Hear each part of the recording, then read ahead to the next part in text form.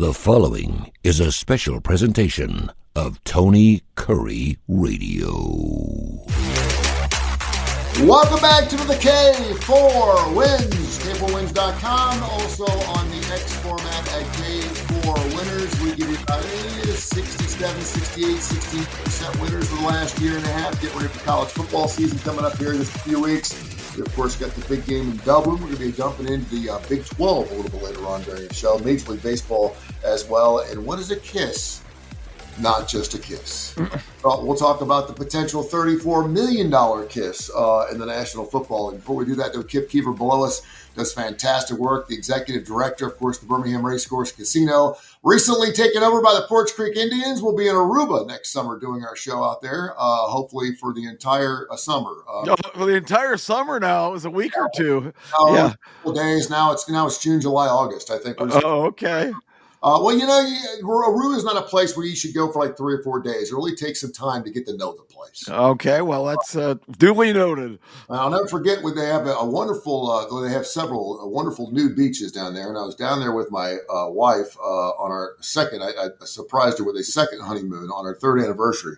And went down there, and I had absolutely no problem with her going topless if that's what she wanted to do. And I said, because I wanted to go totally naked. And I said, is there a problem with me going bottomless? And he looked at me, he said, there's a problem with you going bottomless. She can do whatever she wants. And I said, okay.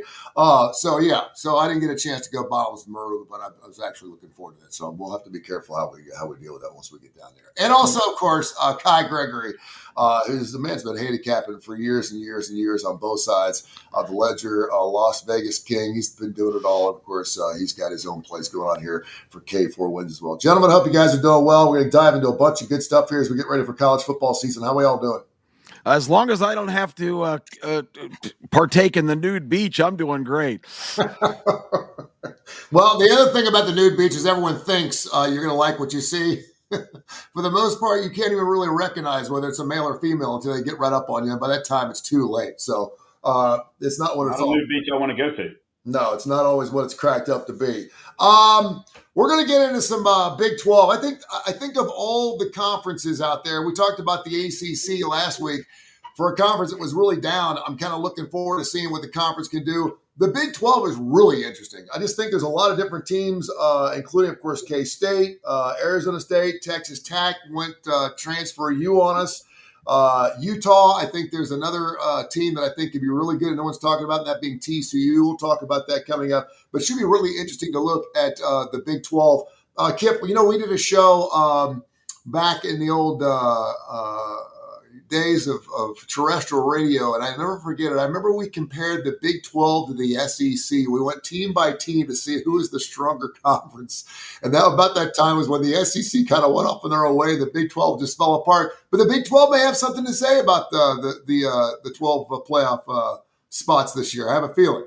Well, the Big 12, of course, surrendered Texas and Oklahoma. That kind of changed the dynamic because no matter what your feelings are about those two programs, for them to shift to the SEC, you can have this great reorganization. And what the Big 12 did in reaction, of course, was to basically gather up all the teams from all over the country. So there's no geographic integrity in the Big 12. They have schools ranging from Orlando, Florida, all the way out to Provo, Utah, and everywhere in between. So it's kind of a chaotic situation.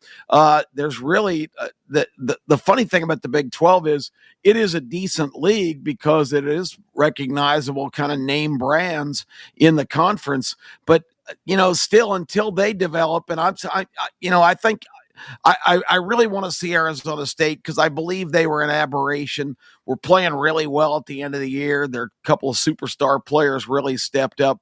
But I'm not ready to declare Arizona State a marquee team. So I think this is still a conference. Utah was going into the season the closest thing that looked like a team that might be on that level that you could put as an actual contender for college football playoff glory. But Utah had a terrible year and really fell off with their quarterback Cam Rising being unavailable most of the season. So I just think this is a league with a lot of decent teams, but no really top-notch teams, and that's why it's kind of intriguing, because I have no idea who's going to emerge from this scrum of teams and be there even representatives in the college football playoff, or maybe just representative like it was last year with Arizona State. You talk about those teams that the Big 12 went out there and stole. Of course, they went and got the independent BYU, which is part of that, which, again, is just kind of a weird mix-up there. You also take about Arizona State, a team that we talked about last week briefly, picked last in the Big 12. And what do? They end up going all the way to conference championship. And now everyone's expecting them under Kenny Dillingham to have another fantastic year. We'll see what happens. Sam Leavitt, I like that quarterback out there, that scrambler out there. I think he brings some different facets to that running game that we haven't seen with Arizona State in quite some time. And you're right, they did play very, very well towards the end of the season, winning their last 5 games. Another team I think is going to be really interesting, and this will be the first game of the year coming up August 23rd in Dublin, Ireland. I'm not sure why it's Iowa State and K-State.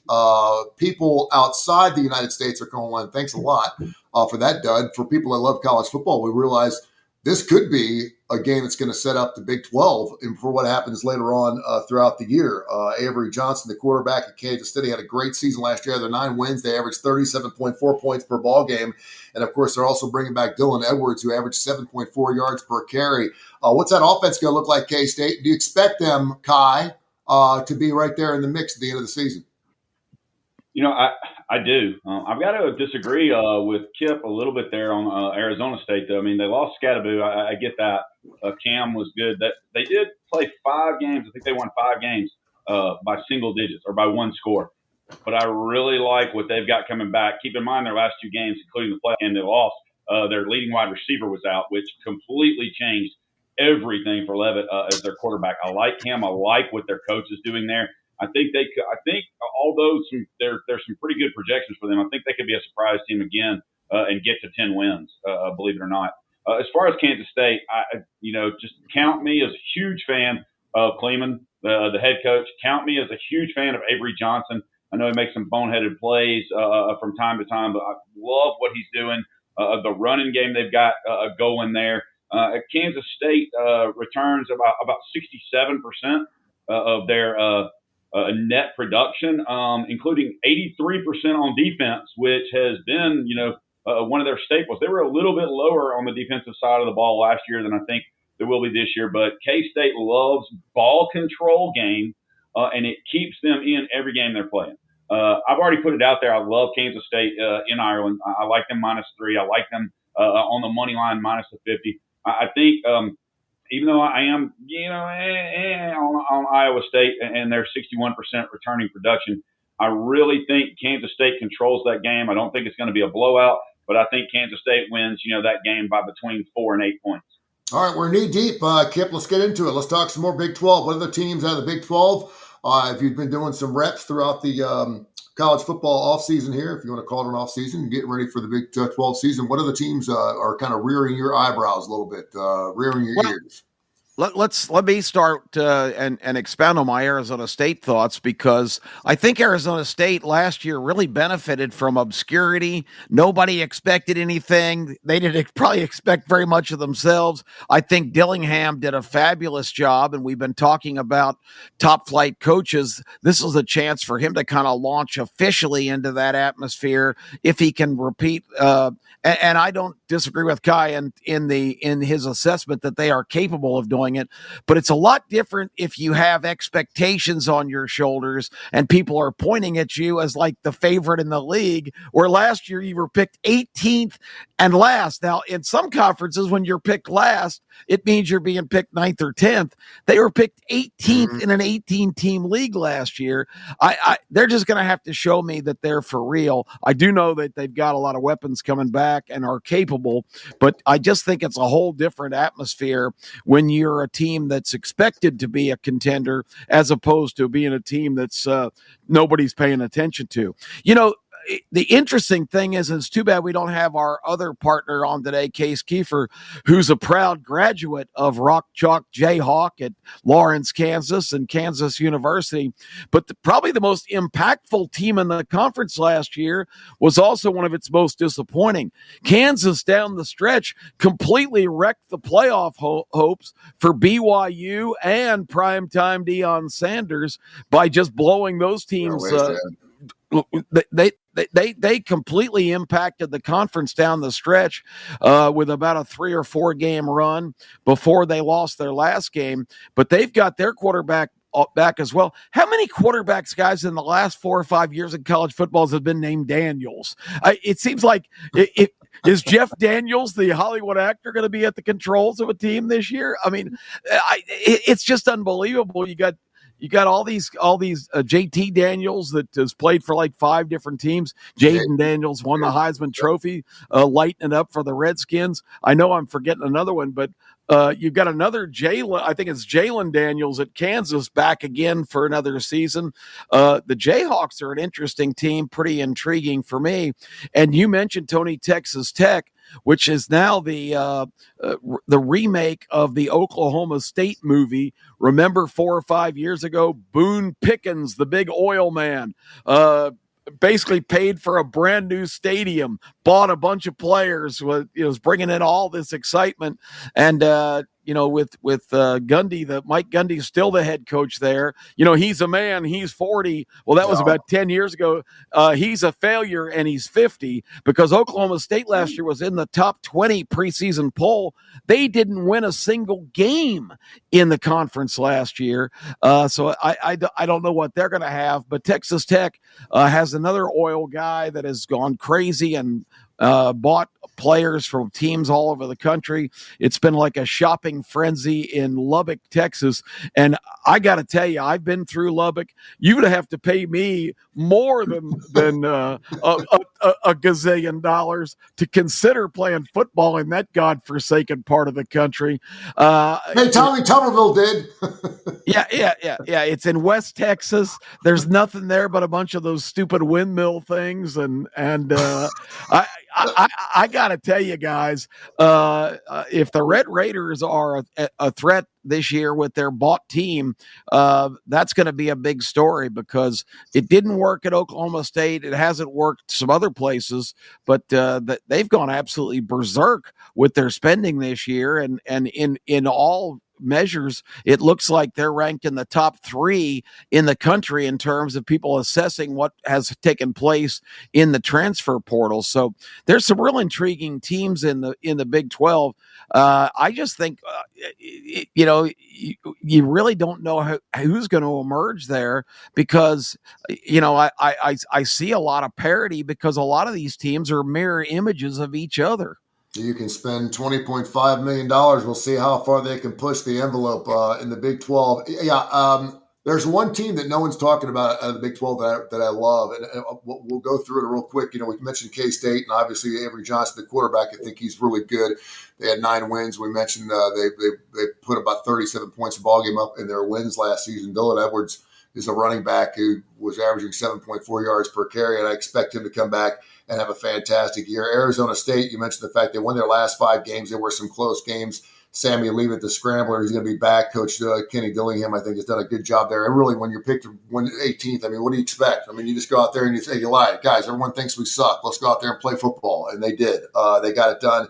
Texas Tech is going to be really interesting. They got new players in from Houston, UCLA, Northern Illinois, USC, Miami of Ohio, and Ohio State. They are transfer you, man. If you don't remember the team last year, you're not going to remember anybody from this football team last year. It seems like every single year they go 7-6. Coach Joey McGuire in his 4th year there at Texas Tech. BYU, quarterback you for years and years and years, and they've got 4 different guys who still don't know who you're going to be starting the quarterback for this coming up football season for BYU. So that's going to be kind of haphazard.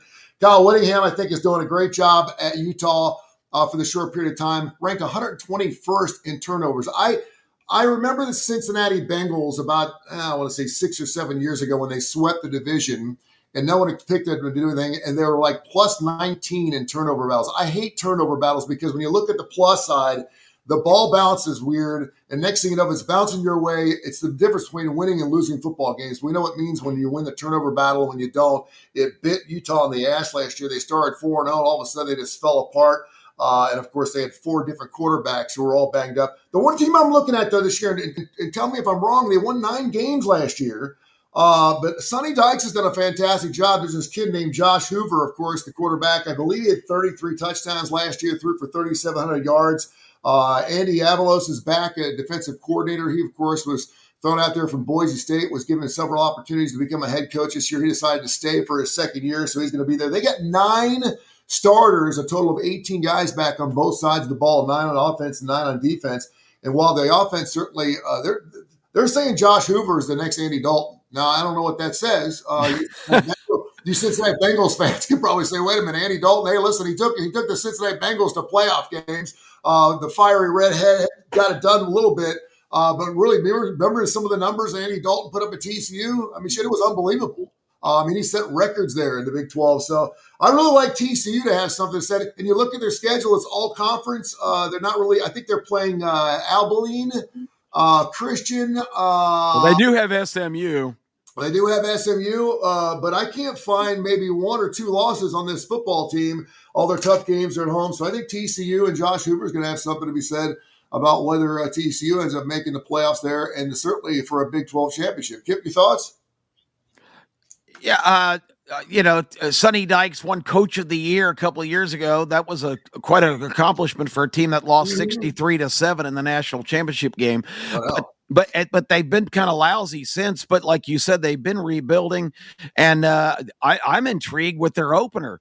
They are the first opponent for new coach of the North Carolina Tar Heels, Bill Belichick. That is going to be a very impactful game on opening night. Opening weekend, I should say. If TCU goes to Chapel Hill and spoils the Bill Belichick and his young partner's aspiring new career as a college football coach, I think Jordan Hudson may drop him right away if they lose that game to the Horned Frogs. Do you think we'd be going to HR if she was in there kissing the players on the head? It could be. You remember Dan Mullen's wife kissed all the players before the game. I don't know if he's back. They're not in the Big 12, which we're talking about today, but a lot of people don't realize Dan Mullen is now head coach at UNLV. So he's back, and the kissing bandit is turned loose in Sin City. And we had those top coaches, and we're going to get Kai's top 3 coaches here in a minute. We did ours on the show the last couple of weeks. We have not gotten Kai's. The really interesting thing is you look at some of these top active coaches. Dan Mullen's like in the top 10 in some of these. It's based on what he's done in the past, what he's expected to do in the future. Dan Mullen, there's a guy that you just and I always liked Dan. I always thought he was a football player's coach. He had the giant head. He just looked like a football kind of guy. I've gotten a chance to meet him several times at SC Media Days and was always a sweetheart, always a super nice guy. But Dan Mullen, out there at UNLV. Your top 3 coaches, and again, Kip, give me your top 3 coaches you had. These are active coaches for the college football season coming up. You and I did a little differently. We took 2 coaches that are kind of like no-brainers, and then we took one off the board. But who are your 3? My 3 were Kirby Smart, Lane Kiffin, and Jeff Brom, the coach at Louisville, who I think is a real up-and-coming superstar. I went with Ryan Day. Of course, he's coming off a national championship. I'm going with Dabo Swinney, who I think is going to win the next national championship. And then I went with Jeff Traylor, a guy from the UTSA Roadrunners. And if you're just talking about hiring a guy just for a couple of years, he's already 58 years old. He was a high school coach there in Texas till he was almost in his mid-50s. He got a late start, but he's a really good coach. Kai, who do you have as your top 3 active coaches? And give me something a little different. I know Legend went off the board and said Nick Saban. I mean, we were getting a little crazy there. But give me your 3 active coaches who hopefully are still coaching now. They all are, and they are completely different than anything you guys have said. But I got some thoughts on this Big 12 thing. But number 3, I've got a tie, and I don't understand why people don't mention this guy more. Because if this guy was at a major college, and he is at a major college, but if he was in the SEC or at a better school than he is, in the Big 12, if he's in a Big 10 school, what could this guy do with talent because what he's done with not much talent at Utah, Kyle Whittingham, what could he do at an actual major university with his? And I have him tied with somebody that he's not having a good. He's not going to be good at Wisconsin, Luke Fickell, because I just don't think Wisconsin's going to be great anytime soon. But I love what he has done. 76 and 38 overall. He did great at Cincinnati. I got those two tied at third of what I would want. At second, I got Chris Kleeman from K-State. I think the world of him. I love what he did in the FCS before moving up. I just think he's a great up and coming coach. I mean, he's not up and coming. It's not like he's 30, but I like him. And then number one, as much as it pains me because he wears the wrong shade of orange, and I got Steve Sarkisian. I just like what he has done, and it's too soon to say, is he top of the mountain? Don't get me wrong. I'm not saying he's one of the greatest coaches in the history of the world. But if we're talking about starting a program, development, and what I think they can do, obviously at Texas, they're just buying talent left and right. But I think he's done some great things, and I just like the way he coaches.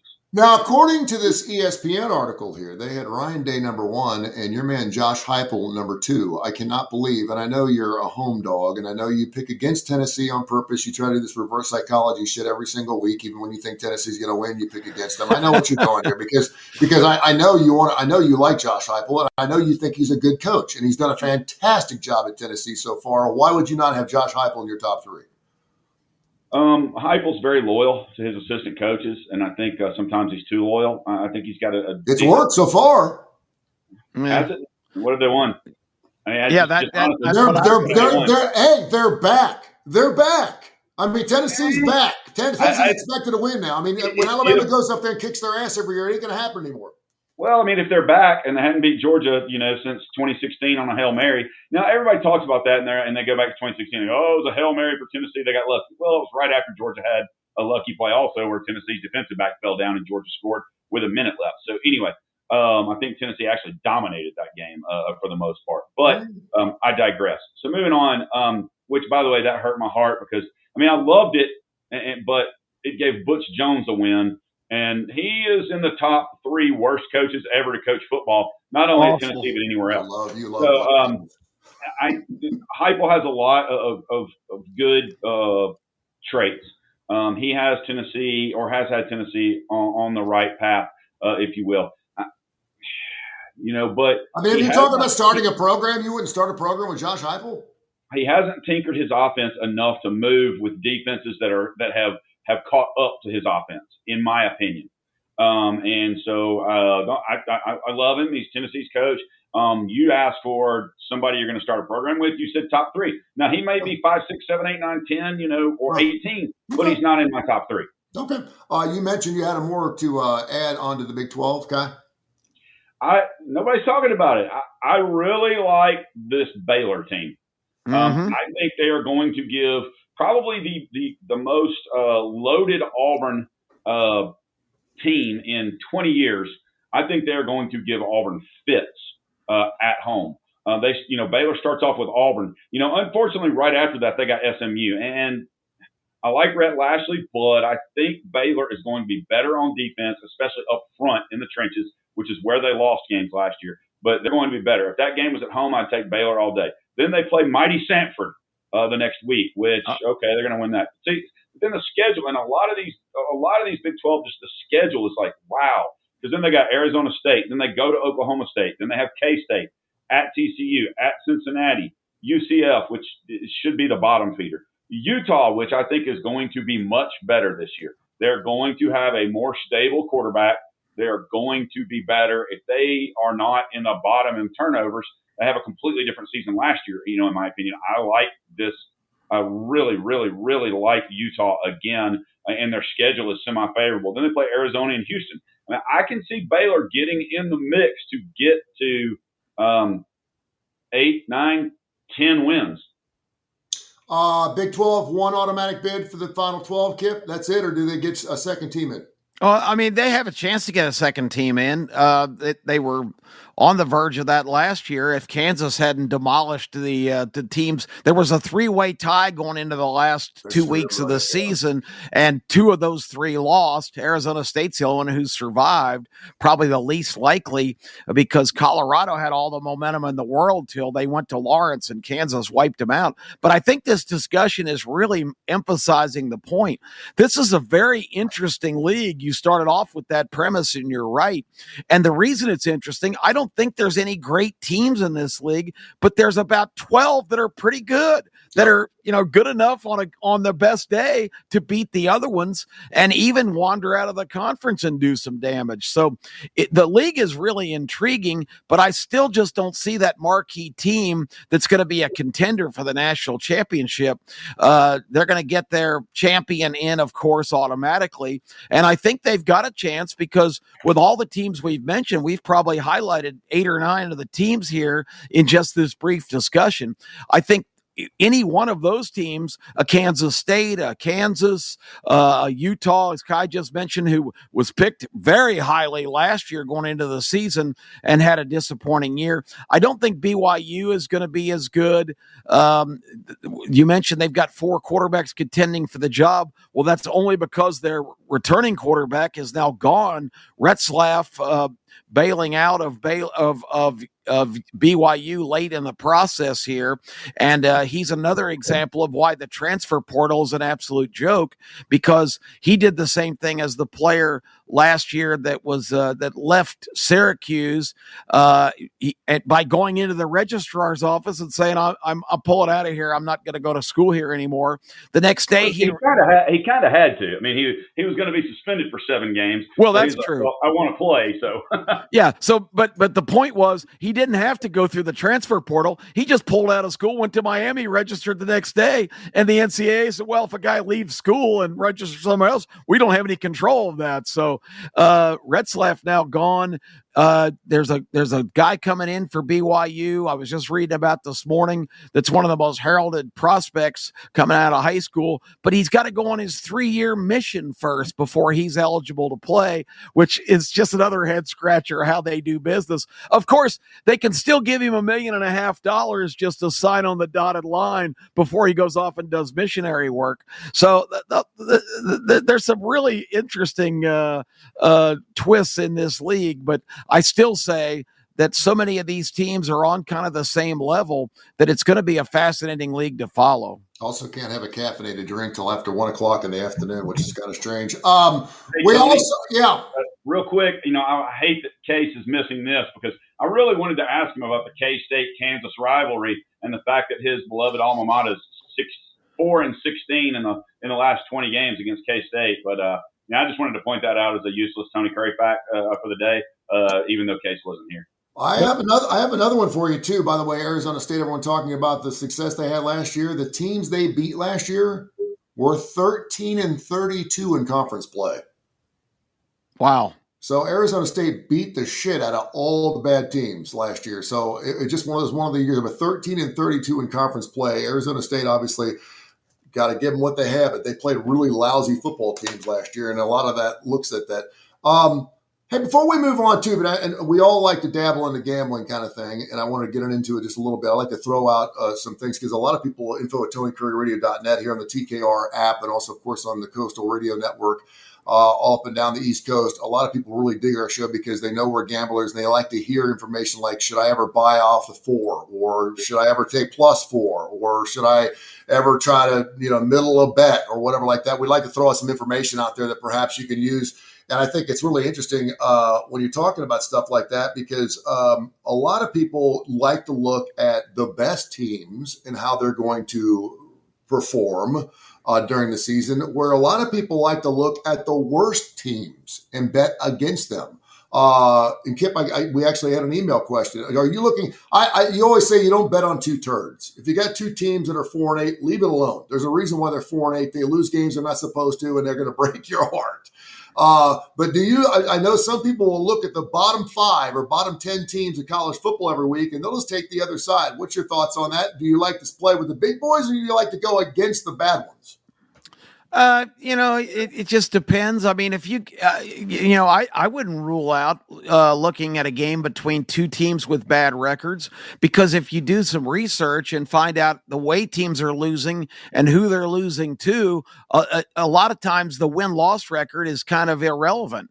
It's an interesting dynamic, I think, in all of the realms of college football, is that the whole argument right now that the Big Ten is making for their 4 automatic qualifiers is the fact they play one more conference game.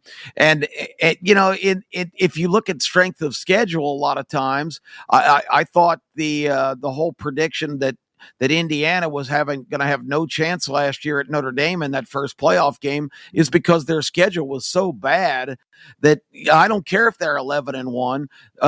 Conversely, if you look at some teams at the bottom of conference standings, there's some teams that are pretty decent that don't have decent win-loss records because they do play a real tough strength of schedule, and teams that are competitive in those games but still come up on the losing end when they play a legitimately bad team with a similar record. I think some of those betting opportunities stand out because it's a chance for those teams to shine. Now, you make a good point, Tony, in the fact that if a team's on a losing skid, no matter who they play week to week, they seem to play down a lot of times to the competition or play up, as the case might be. So it's a tough question for me, but in college football, I think you've got to really stay away from getting obsessed with win-loss records, because let's look at the gauntlet we've been talking about. Penn State, and I know we're not talking about the Big Ten today, but they're a perfect example as they open with Murderers Row this year, taking on Nevada, Florida International, and Villanova to start their year. I can just hear a commentator going, "Undefeated Penn State today goes into Michigan State, putting their 3-0 record on the line." That 3-0 record is an absolute joke. Yeah, no doubt. We're going to get into the National Football League. We'll have Case on the show coming up on Fridays. By the way, we do the show every Tuesday and Friday, 10 o'clock Central Time down here. We're down here in the Birmingham, Alabama area, of course, talking big SEC football land. And we'll get into some NFL coming up here on Friday. I also want to kind of give you guys just a little bit of homework, not to say you're going to have to work hard on it, but there were only 2 teams in the top 10 last year, preseason top 10, that just didn't show up. And that was Michigan and FSU. And based off the season they had, obviously, the year before, you would have thought they'd play better. I want to get like 2 or 3 teams that are looking in your preseason top 10 that could fall out of the top 25, or perhaps a couple of teams that could fall in to the top 10 at the end of the year. We'll do that coming up on Friday right here on the K4Wins. K4Wins.com, K4Wins.com. Go to our site, get all of our plays. We get after it every single week. Let's get into some Major League Baseball right now. We have the Jays, the Tigers, and the Stros, the Mets, the Brewers, and the Dodgers leading the league when it comes to wild card action. The Yanks, the Mariners, the Red Sox, the Cubs, the Phils, and San Diego, who got a big win last year. I think last night was the only game I think I hit in Major League Baseball last night. I think I doubled up on it. But Major League Baseball, let's go with Kai. He's always got his fingers on the pulse of what's going on in Major League Baseball with about 50 to 55 games left, 56 games left. Season's flying by, man. All right, I got to reverse back again, though, because I got to disagree with Kip right there. Real quickly, back on football, I'll jump in. Major League Baseball, the same way that leads in. I made a lot of money because, I like totals, especially in football. I made a lot of money betting against horrible defenses and betting on the team totals of the other team. Miami, West Virginia, Vanderbilt's overs, some of those, which those are surprise teams, but just to give a few, Wake Forest. I mean, betting the overs on Louisville, SMU, some of those teams. Looking forward to it again. Baseball, got to give it up, Kip. I was emailing back with one of our subscribers. Told him, I was like, man, I'm just going to post Kip's plays. I mean, he's 11-4 the last 3 days, and that's with a 3-2 day yesterday, where I think one of his totals lost and one of his totals won, and no favorite over like 130. And it's just great. I mean, we gave out Major League Baseball 10 series on the show. We went 7-3 on our series plays. So 20-10 last week, 587 and 326 year to date. Like I said, Kip's last 3 days, just his plays. We may just post those 11-4, we talked about it, and it kind of goes with this. I've always said, and I've been very careful. We've talked to our subscribers. We've talked on this show. You guys talk about it. I'm very careful with Major League Baseball. The 10 days leading up to the All-Star break, until really about 5 games after the trade deadline to see who's doing what, who really wants it. I mean, who it affects. Like for Boston, Jaron Duran's not playing great right now, but how could he be with 2 weeks before the All-Star break comes? Huge trade rumors about him being traded out of Boston. I do not think that's going to happen. I don't think it was ever serious, but it is something that's going on there. So I would encourage everybody to be very cautious until about 5 games after the trade deadline, whether they're, watching us, talking to us, or anybody. I always play smaller units. If you're $100 better, then cut it down and bet $25. I mean, you're not getting rich betting $100 a game anyway, whether you go 4-1, 3-2, 5-0 every day. So why not bet $25? Don't get on a bad run. Don't get yourself in a hole. Wait, see what's coming. You know who has the longest losing streak in Major League Baseball right now? Houston Tony? Astros. Yes, Houston sir. Astros. Yeah, Five games. Yeah. 5 games. Yep. That's not horrible, but still, they were just killing it. But who has the longest winning streak, and what is it? It's not long. Well, the Mets had 7 until last night when they got walked off in the 9th, but I'm not sure who the current one is. Imagine this. It's only 3 games. So I mean, again, I'm going back to what we're talking. And the 3 games, the teams that are tied, okay, San Diego. Okay, they won 3. Pittsburgh, Washington, and Baltimore. How about that? It's not like it's the greatest teams in the world. And you go and look at some of these stuff, the NL West, the AL Central, the AL East, the AL West, all only had 1 team in their last 10 games with winning records. It was Colorado at 6-4 out of the NL West. The Chicago White Sox. How about those White Central. Sox? Okay, so everybody's like, wait, what? And then you've got the AL East, Texas, and then the AL East, Toronto, and AL West, Texas. So there are a lot of teams that it's just that time. And in all reality, the Colorado Rockies and the Chicago White Sox players are playing to be traded to a contender. That's what these guys are doing right now. Yeah, every night, man, they're catching 200-300 plus 335. I mean, it's crazy. And why not? Because all you got to do is win one of those 3 games, and you're going to make your money back. And a lot of people, I know some people will go, well, the Yankees are going to win 100 games, so I'm just going to bet them every single night. If you would do that and look over it, you're going to lose. You're going to lose money. You're going to lose money. Because right now, nobody's playing worse than they are. They're terrible right now. You need to find those off nights where they lose ball games and make sure you're not on them, and then be on them in those winning nights. And that's why we post a lot of minus 110, 120, 130 plays. We don't go up to 200. We will.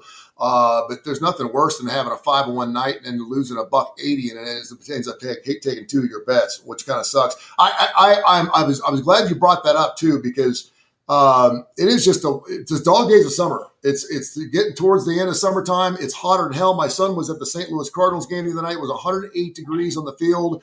His cousin ended up getting a heat stroke, so she was puking her brains out. And these baseball players, I know they're making millions of dollars and they drink all the Gatorade and bubble gum they want during innings and everything else. But these guys getting towards the end of the year, man. I mean, you still got 55 games left. You've gone to 2/3 of the season, and it's just hotter than hell. And everyone's looking forward to it cooling off a little bit and feeling more like the field of dreams than the field of hot lava out there every single time you go on a baseball field. So I think you're starting to see that a lot. I think that's why you probably like seeing a lot of teams that aren't running up a lot of winning streaks. But I fully expect the Stros to come back a little bit. I have not been on this baseball team until this year for some reason. And every time I look, they look like the play, but I'm also getting a minus $1.20, minus $1.15, and I'll take that shot. I'll take that shot every single time. I'm always looking forward in the second half of the season, the St. Louis Cardinals, who I hate because it's where my ex used to live. And they used to screw me every single time. I don't care. When I played St. Louis, they'd lose. And when I played against them, they'd win. I mean, every single time when I try to give them love, they never give it back to me. But they always seem to get hot in the second half of the season. You look at my Cincinnati Reds. I can't wait till Green comes back. You mentioned the Pittsburgh Pirates too. Man, when you have like a guy like Skeens, who may be 4-12, but when you got a stopper, when you got a guy that can stop your losing streaks, that's huge.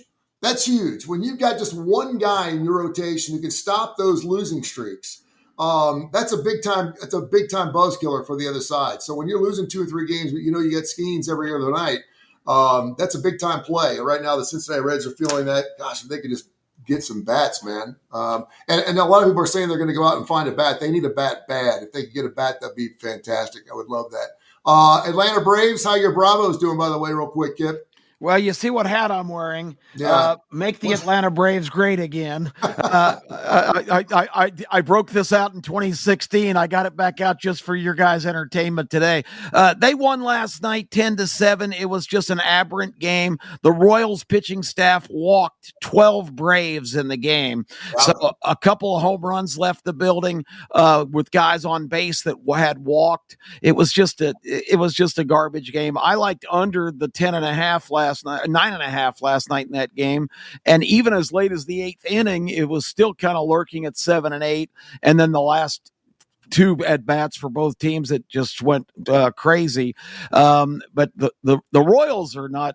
They're only 3 games below 500, and watching them last night, I don't see much to be impressed with at all.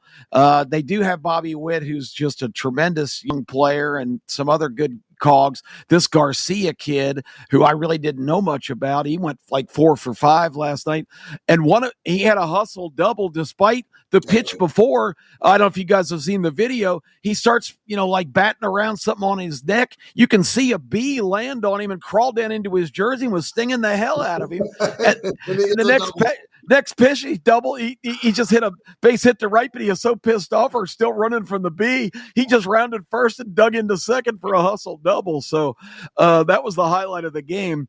But the Braves are just, I don't know. They're going to, last night, Marcell Ozuna actually hit a home run. That's probably his curtain call because he will definitely be dealt with his .230 batting average. I think he's over the hill. Whoever gets him and hopes that he revives and gives them a DH with some power. He does have that, but he is really kind of showing signs of being done. And the last 2 years, what the Braves got out of him, I declared him pretty much yesterday's news a couple of seasons ago. So for the fact they got such production out of him the last couple of years, he's going to be gone. They're probably going to dump a couple of their decent relief pitchers. Pierce Johnson, I'm sure, is highly sought after guy with strikeout capabilities with a great curveball. They've got a couple other bullpen pieces. I look for them to dump just about everything that they can possibly dump here. I don't think they're going to get rid of any of their high profile players because they got them all locked up at decent rates. But this team is really a disaster, and they don't have a single member of their original starting 5 rotation now, with Grant Holmes getting hurt this weekend in his start down in Texas. Do it too, man. I mean, you got to give him. You got to give him a pass, man. When their starting lineup, their rotations has been banged up. Yeah, they don't have a single. They don't have a single pitcher from opening day, their top 5 rotation currently active. So that's hard to overcome. And I give them that excuse. But it's when those guys were in and pitching, the offense was so inconsistent. They've got so many guys having really bad years, striking out at an alarming rate. They're just a dumpster fire. I don't know what Anthopoulos does, but this year, of course, is a washout. My good friend in Atlanta, Steve Hardy, former basketball great at Coastal Carolina, it texted me a couple of years ago, the last year before the Braves started this run of playoff appearances, and said, Keefer, what are they doing? They're trading everybody that's any good. And I said, Hardy, this is a throwaway season. They're preparing for the future. They're dumping everybody. And I'll never forget when he texted back. And he calls himself Hardball. He says, throwaway season with about 5 question marks. Hardball doesn't have that many seasons left. So I really thought that was funny. But he's going to have to relive that nightmare because they're going to dump everybody they can possibly get any prospects for in the next 2 days. They are. I got a trivia question for you, Kip. How many teams are further out of the wild card race than the Braves in Major League Baseball? I would say only probably 2. Are you talking about the National League? Baseball. All of baseball. Period. Yeah, I would. 4 teams. Okay, 4. I was going to say, yeah. The White Sox. Yep. Rockies. The Rockies. The Nationals and the Pirates by 1 game. Wow. And the Nationals are about to catch them. The Marlins have blown right by them. So the Braves aren't, it's not like they're limping in third place. There's a good chance they're going to end up at the bottom of the division, which is pretty stunning for a team that's been to the playoffs 7 years in a row. It's hard to believe. Yeah, and it really is. They're 12 games out of the wild card right now, and that's just too much. I mean, when you're talking about 12 games, it doesn't sound like a lot. You can make up 12 games, and not when you have to jump over 15 teams to get there. Snitker needs to go. They need to make sweeping changes to get this back because they had so much momentum. They still sell out every game. And Kai, I know you notice this, Tony. You also, because you guys scrutinize this every day. Isn't it unbelievable how often? I think the Braves were like a 170 favorite last night. I mean, the Braves are always favored and they suck. It's unbelievable. Well, it's because they've been so damn good for so long, and people are still on paper. On paper, it still looks like they're a better baseball team than who they're normally playing. I mean, it really is. And on this show, Vegas is not stupid. I mean, just point blank, they know who people are going to bet on, and the Braves. That's true. I mean, it's just like here. Even when Alabama was not good, between like 93 and 2008 here, or 94 and 2008. Everybody in Alabama still bets on Alabama. Auburn fans still bet on Auburn. Alabama has become one of the favorites to bet on over the last 25 years. Sure. Which, okay, granted, see why. The Braves have been one of those teams. The Yankees, the Dodgers, that's who people bet on. The Lakers, those big market teams, that's who people bet on. That's the reason why Vegas does the things they do. And, Tony, back to your point of who you could bet on. Okay, so the Yankees, you said they're going to get to 100 wins, right? Well, they're sitting at 57 and 49. How often are they minus 180, minus 220, every night? Like that? Every night. If you bet against the Yankees every game, you're making money. Same thing with the White Sox. Okay, how often do we see them plus 300? They're 39 and 68 right now. If they're just plus 200, then their winning record, they're at 78 over 68. Yes, up in units because I think they've been favored in 4 games this year. So you look at the Rockies. They're 28 and 78. So and what's amazing about the Rockies too is because you play out in Colorado, you play on Denver.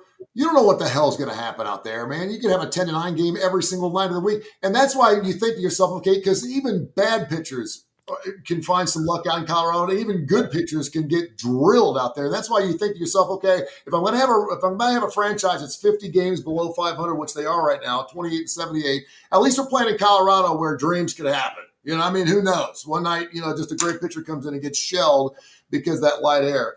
Hey, Tony, I got one more stat for baseball that we've gone over every week. I apologize for interrupting you there. So, and the first one is just to dig into Kip a little bit harder. So remember Friday, we were talking about the Braves. With a losing record, they were still plus 4 runs, right? Mm-hmm. Well, now, after the weekend, they're minus 20 runs. So after Friday until now, that's how many runs they've been outscored by. But you've only got 2 teams, one with a winning record that has a negative run differential. Anybody got a guess? That would be the St. Louis Cardinals. Correct. Minus 2 runs only at 55 and 53. One team is left in Major League Baseball with a positive run differential with a losing record. I only know this because I played them last week against the Diamondbacks. That is correct. 51 and 56, and they're plus 3 runs. Wow. Yeah, you've got me looking at that run differential a lot more. I used to never look at that line, and now I'm looking at it a lot more because there's something to it. Because by the end of the year, it will. If you have a winning record, you will be plus, and if you have a losing record, you'll be minus. It's just that's the way it plays out. Hey, I wanted to get you guys' thoughts. We have about 5 or 10 minutes here left. This Christian Wilkins situation, only because when I was doing morning radio, this was kind of my foray. This is the stuff I love to talk about because it's human nature, it's culture, it's why did he do that? It's really strange locker room behavior. In case you missed the story, Christian Wilkins with the Las Vegas Raiders evidently was being cut. He was, of course, with the Miami Dolphins for 5 years. Good defensive player. I think he had 9 sacks last year, the year before, and had a huge guaranteed deal. And we can't find video on it. I looked for it, but evidently kissed someone on the top of the head in, I guess it was the locker room. I guess it was after a practice. I'm not sure what was happening. But he kissed somebody on the head, and it just kind of took everyone's breath away, I guess, to the point where whoever got kissed in the head ended up going to HR and reporting this guy. And I'm thinking to myself, am I missing something here? What's, I mean, you guys have been in locker rooms. I've been in locker rooms my entire life. There's towel swapping. There's smacking going on. There's all kinds of shit that goes on in a men's locker room. I got news for you. And kissing some dude on the top of the head's not one of them. Nobody wants to get kissed by a gay guy. I mean, point blank. I don't care. I get it. And, I'm not politically correct anyway. And Kip's much closer to case and everything out there. And allegedly, I mean, I don't do we know Christian's gay? Do we know Christian's gay? He is openly gay. He has come out. He came out of the closet a long time ago when he was in college. I mean, yes, he is. So, I mean, you can Google it. You can look it up. So I do think that is, that's probably the last straw, if you will. With what was going on with him not rehabbing, not doing all the things that they wanted to do. But, I mean, bottom line, I really don't care who it is. I mean, I don't think it's homophobic for that. And if, somebody wants to cancel me because I'm saying this, okay, so be it. I mean, that's just me. I'm going to be honest. Tony, you've probably kissed me on the head during our 25 years of drunken debauchery out there, allegedly, and that's different. But it's a teammate that has not been with them a super long time. Some of the guys maybe knew. We don't know who it was. I mean, just maybe don't do it. There's playing, and I'm sure that was playing is probably totally innocent. But at the same time, people don't want to see it. Yeah, it reminds me a little of the Richie Incognito days. And I can remember the culture, the subculture that went along with that, and the gay / don't tell anybody / it's a locker room. We're all men. It doesn't matter whether you're gay or not, guys, because we can do the math, folks. Believe it or not, there are 3 Alabama players that are gay. There are 3 Alabama football players that are gay. Sure. Do the math. I mean, they have to be. They're, out of 120 guys, there are probably at least 3 guys, and no one wants to say they are because this is football and we got to be rough and tough. But some of the so I can go back and we can't go through a list of gay players who played hellacious football. There's some great football players out there that I'm sure are gay. Why this guy kissed him on the head, I mean, maybe it was just the last straw. Maybe he was just trying to get after the guy. It's just amazing to me because when you talk about, listen, I did a show for 20 years with a guy who did 20 years in the National Football League, and then Jay Barker, who was about as clean as it possibly gets. And the stories I heard about what happened in locker rooms, whether you're gay or not, this ain't one of them. So this, for someone to actually call HR on this thing, I just was like, what? Is this actually a story? And I'm not sure how that paints the Las Vegas Raiders. Kip, do you have any thoughts on this? Because you've been in plenty of locker rooms too. It doesn't matter whether you're gay, straight, bisexual, homo. It doesn't matter. When you're in a locker room, you're one of the football guys. You're a football guy. It doesn't matter you do what you say. I mean, here's my take on it. I've seen more ridiculous things than that in locker rooms. Yeah. But what it comes down to is when you got a guy, and Kai's absolutely right, Wilkins has been out for quite a while. And if you've got a guy on the team, and he was that last year was his first year with the team, everybody in the locker room knows that this guy has a different proclivity, let's say, in his sexual preferences. So your radar is kind of activated all the time. Anything he does is going to stand out a lot more than just idiot guys doing stupid things, playing different pranks. And a lot of them could be, you could put a lot of the things that go on in a locker room in kind of the perverted column or aberrant behavior column, but it's written off because they know guys are just being guys. But if a gay guy is in the locker room, they're already kind of on guard. And if he does anything, I don't think this guy even files, whoever the kissee was, I don't think he even files a grievance against Wilkins if he's, doesn't have that label and is not admittedly a gay individual. I think the fact he doesn't have the latitude to just fool around with the guys, unfortunately. And that's kind of a sad indictment of society. football is the ultimate macho universe. And so I think that's a big part of the deal. But yeah, the Raiders, as I was talking to you guys before the show, have been expressing complete dissatisfaction with the fact that Wilkins, after his surgery, was supposed to start his rehab late last year and has been very slow to adhere to the guidelines and all the requirements that the medical staff and the training staff for the Raiders have been trying to get him to do. And at the end of the day, as sordid as this story is trying to become, it just comes down to what it always comes down to: money. $83 million of his $110 million free agent contract was guaranteed.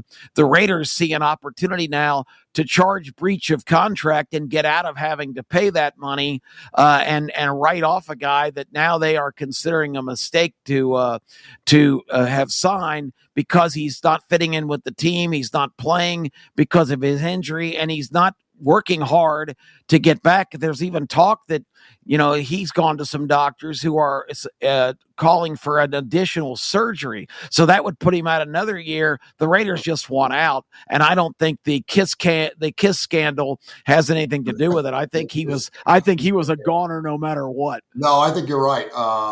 This certainly does not bode well for him for his next football team, because I don't know anyone that wants to bring him on board, homophobic or not. And you're right. There'll be revolts in locker rooms. Let's say your Bengals say, "Hey, we can sign Christian Wilkins," and I guarantee you half the team's going to be in the general manager. We don't want that. We don't want him here. It's still in football. It's still now. If he's TJ Watt, kiss me on the head. Bring it on. But he's not. And I think he had 9 sacks last year, the year before. And again, the year before, yeah. He got an $86 million guaranteed contract. The guy's a great football player, period. And now they're trying to get $34 million of that. By the way, guarantee doesn't mean guaranteed anymore. Evidently, I used to always think guaranteed is you got guaranteed money. It's in the bank. No, he's probably going to have to give back $34 million of that just because he's not doing his job. But again, I don't think it has anything to do with the kiss. I think it has to do with the fact that he's not being one of the guys. He's not doing what he needs to do to get back on the football field. And he's sitting and he's probably getting fat, and a lot of people probably don't like that. And I think it's interesting because you see these guys talk one way, they act one way. And again, I've been in a ton of locker rooms, not as a player, but I've seen it, been there, done that. And all of a sudden, some dude kisses some guy on the top of the head, and it's like, whoa, hey, we can beat our wives and beat our girlfriends up, throw them in elevators and shit. We can do all that now. But a gay guy kissing me on the top of my head in the locker room, that's over the line. That's way over the line. That is like, I'm reporting that to HR right now. I mean, it's like, come on, are you serious? Yeah. I guess you'd have to be the guy who got kissed on top of the head. Maybe the guy who he kissed is also gay. Maybe they're dating. Okay. Yeah, I don't think so. All right. We're gonna. That was no freeze up. That was us going, what the hell is Tony saying? K4Wins.com. Yes, and by the way, I have kissed Kai and I've kissed Kip. I think I've given you a hug. My dad, when I used to go to bed at night when I was a little young, a little whippersnapper, my dad would put his hands out like this, and I put my hands in between, and he'd slap my hands. And that's what we did. And I'd give my mom a kiss on the cheek. And then as I got a little older, he started giving me, and my dad was not a huggy kind of person. We just didn't do that in our family. And then by the time, he passed away from cancer and stuff, we were full force, man. I was hugging him and giving him a kiss on the cheek, and he kissed me back. And it was just one of those mafia things, man, where you just, you kissed your friends and I don't kiss a lot of friends. I don't. I have to love you a lot and really appreciate what you're all about to do that. But I think it takes a real heterosexual man, by the way, to do that. Well, but with that being said, I don't. We are kicked off of Coastal Sports. With that, no, we just boosted their numbers. That being said, like they don't have gay people down in Florida. Okay. With that being said, we're not in a locker room, and you guys' heads are a good 15 or 20 miles away from my lips, so we're good to go. All right, we'll get back into it. Coming up on Friday, we're going to talk about some NFL. I want you guys to look at the preseason top 10 Give me 2 to 3 teams you think aren't going to be there at the end of the season, and 2 or 3 teams that aren't there now that you think perhaps could be there at the end of the season. We'll get in that, plus the National Football League, and I believe Case will be back live from Las Vegas Sun. He'll be joining us again 10 o'clock coming up on Friday morning show, 10 o'clock Central. K4Wins.com, K4Wins.com. Check out our website at K4Winners on X. We'll get after it. And special thanks to Pete Shepard, of course, Angel, and the entire Coastal Sports Network. Gentlemen, thank you. Appreciate you. This has been a special presentation of Tony Curry Radio.